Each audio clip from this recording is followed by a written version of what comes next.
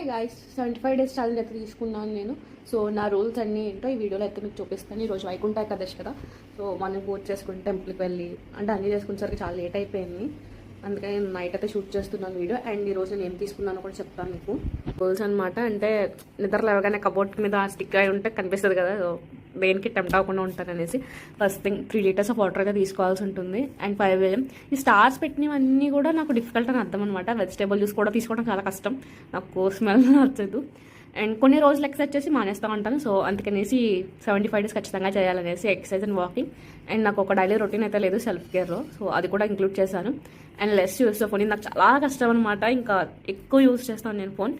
And regular meditation. Reach to my dream weight loss 45 kgsకి రావాలన్నది నా గోల్ అనమాట. బట్ ఈ 75 డేస్లో అవుతుంది నాకు తెలుసు. సో ఎనీవేస్ ట్రై చేస్తున్నాను. 80 to 45 I should loss my wait.